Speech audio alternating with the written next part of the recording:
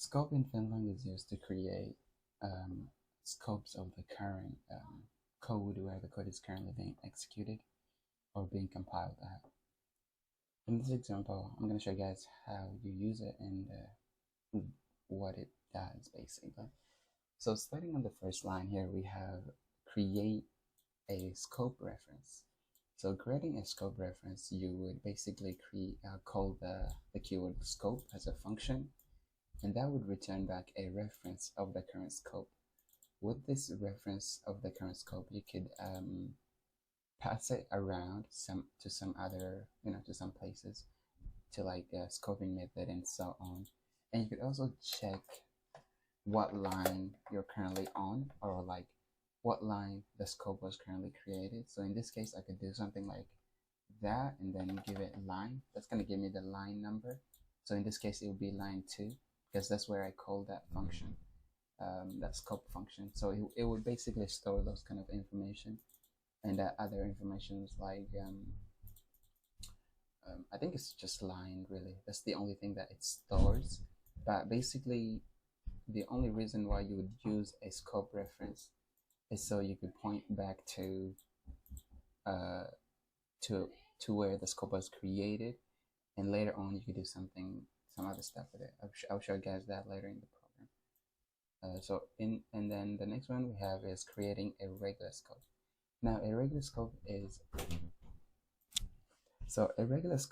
basically a scope that you could create like new, like data stuff. So let's say that you wanted to keep some kind of variables private, so they're not accessible from outside of the main scope or anywhere else.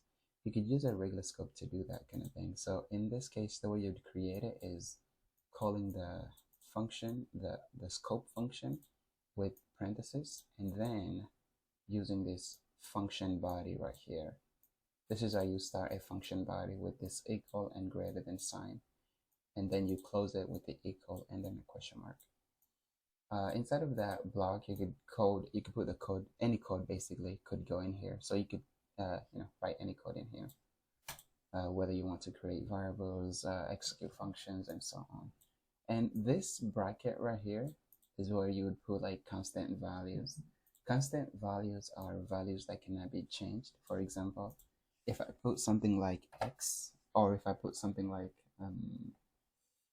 you cannot put like numbers or anything. You have to put like variables that already exist from the main scope or anywhere else. So if you put something like a, for example, it's gonna look for that variable a, and it's gonna act as a placement value for the a value basically. So that means inside of this code, I cannot change the variable a to 10. That's because it's gonna be a constant value. You can only use it as a read only. It's not, you cannot write to it basically because it's a constant value.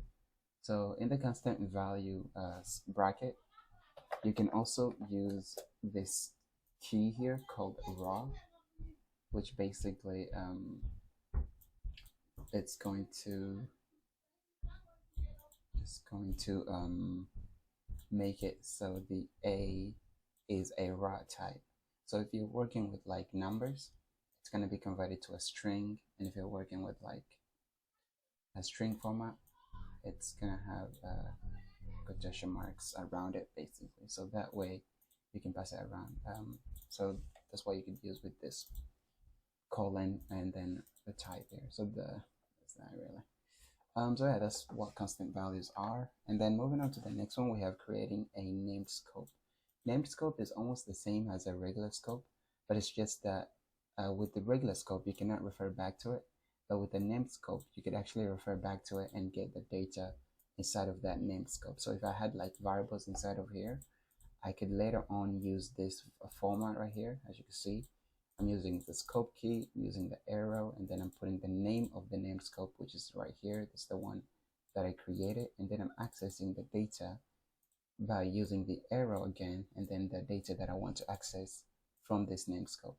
So in this case, if I had like a variable called this, and then data name, and then I assign it to like 10, this code on the bottom here is going to return back that data to me, which is 10. So that is how you access a named scope, and this is how you create a named scope. You have to make sure you have that bracket around it. I mean the less than and greater than symbols, and then inside of that is where you would put the name of the scope that you want to work with. And then you also have the constant values for it. It's the same thing as the one that I explained to you guys. Is the values are going to be constant. You cannot change them. You can only read them basically, or assign it, or like, you know, pass them around to some other place, some other variables, and so on. So that's constant value. With namescope, you could also add like parentheses if you want to. You're not required. This is optional. So you could add parentheses there just to make it more readable. You can put it here, or you can put it at the end of this square bracket constant value list. So you can put it there if you want to. So it's not required. Also, this constant value thing is not required. So you could also remove that as well if you want to. It's gonna work the same way. Same thing with the regular scope, and so on.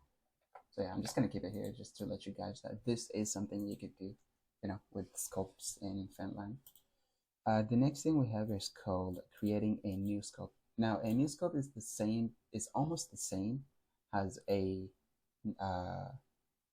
regular scope, but it's just that it cannot refer back to anything from outside of the current scope. Meaning, if I wanted to access this variable from inside of the main scope, this will not work. So it's not going to return anything back to me. That's because a new scope is basically, it's almost like executing code on a different file, basically, that does not have access to the current scope where the code is being executed from. That's what a new scope is. A new scope separates the code. Separates the code that is being executed to a different scope, which makes it so anything from outside of this new scope cannot be referred back to inside of the new scope. Basically, that is what a new scope is. And the way you create a new scope is the same thing as a regular scope. It's just that inside of those parentheses, you would put the keyword called new, which would make it so the scope itself is created on a different location, different scope, basically. And you can also do the same thing here. Use the constant value list if you want to. The reason why you would use, so this is the only place I find the constant values useful, is when you're working with new scope, because new scope cannot access anything from outside of itself, basically. So if you wanted to refer back to the data that's currently outside, you could use this constant value list and then refer back to it. So if I wanted to refer back to like value, for example, which is 1, if I wanted to refer back to that, I could put it right here, and that would basically be available inside of this new scope. But if I remove it from here, this value variable is not going to be available, because a new scope does not have access to anything outside of itself, basically. That's why it's called a new scope. With the regular scope and the named scope, you could refer back to the data that's outside of its current scope, because, you know, they're basically being executed in the same scope. They're just you know, storing data in different scopes. But with new scope, it does not have that kind of ability. The only way you'll be able to access data from outside of itself is by putting them in that constant value list. And it's actually not gonna be a reference. I think it could maybe in the future work with references, which you would do that by doing this. That's how you would tell it to give you a reference of that value, basically. Instead of giving you a constant value, it's now going to be a reference, which means you could like modify it if you want to. But if the constant doesn't exist, you could also put a question mark here, which tells it if this is not a referable variable, then it's just going to be a constant value by default. So you could do that. Currently in this version, while I'm making this video, you cannot make references to when you're working with constant values. all it does is that it gives you back the constant value itself, meaning that you cannot change it, and you cannot modify it. Basically, you can only read it and assign that value to some other, placement holder. The next one we have is called access a scope. This is actually really powerful. With access a scope, it gives you the ability to connect. It's almost like the file connection, which you could watch the video of it on top of right here, or on top of the corner to see that. But basically, with accessing a scope, it gives you the ability to like connect to any scope you want, basically. So in this case, the best option is, right here, this is how you actually get a reference. So right, the way you work with this is called scoping method. The way you would work with it is calling almost as the regular scope, but it's just that instead of the parentheses, you give it a reference to the scope that you created. In this case, the scope would be this right here. So you could this variable pointing to a scope reference could be defined anywhere you want, and it has to have the value of a scope, basically. And the way you would create a reference of a scope is by calling the function scope, which would then assign that value to the variable, basically, the scope value to the variable. And you basically connect to a scope by giving a reference, which is using the ampersand and the curly square brackets. In the square brackets is where you would put the variable that's pointing to a scope. The reason why you have to do this is because by default, it probably doesn't support reference, but I think it does.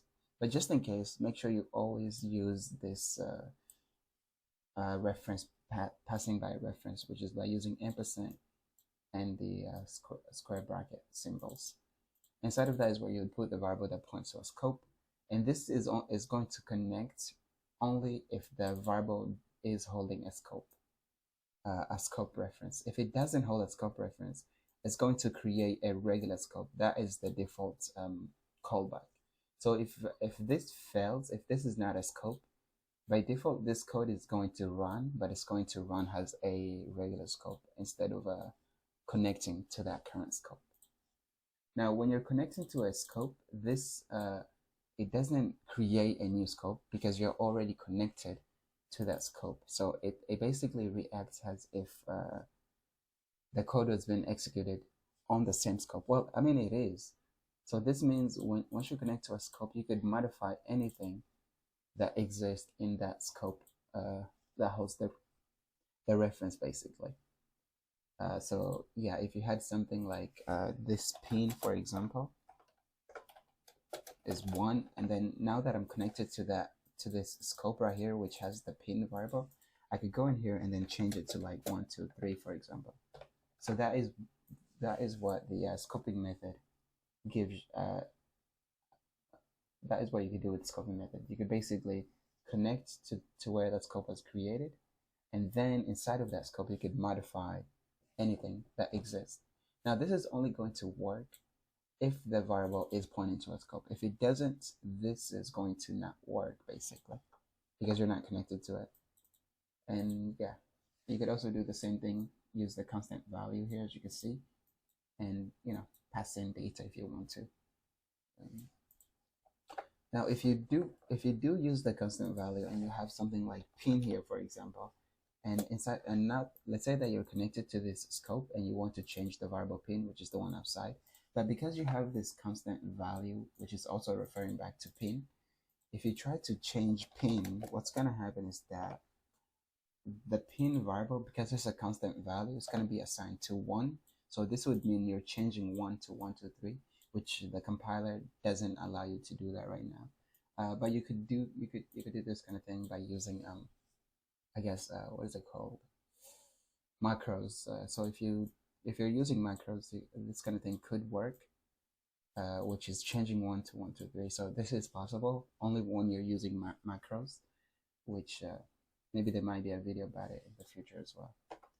But yeah, by default, when you're working with constant values, so if you write this code, the way the compiler sees the code is that instead of saying pin, because this is a constant value, instead of saying pin, the keyword pin, it says 1 equal 1, 2, 3, for example. That is what it's gonna see. That is what it's going to compile. But the programmer, when you're coding it, it's just gonna look as text to you. But to the compiler, it's going to look as if the value is just a value they're assigning to another value, basically. So that's not going to work.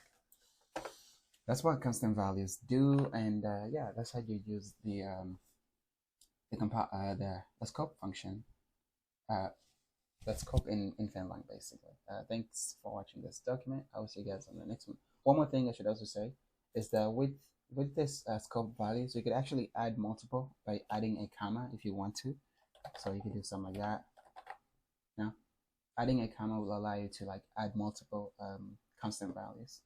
I forgot to mention that before. All right, that's basically that for today. Thanks for watching this document. I'll see you guys on the next one. Okay.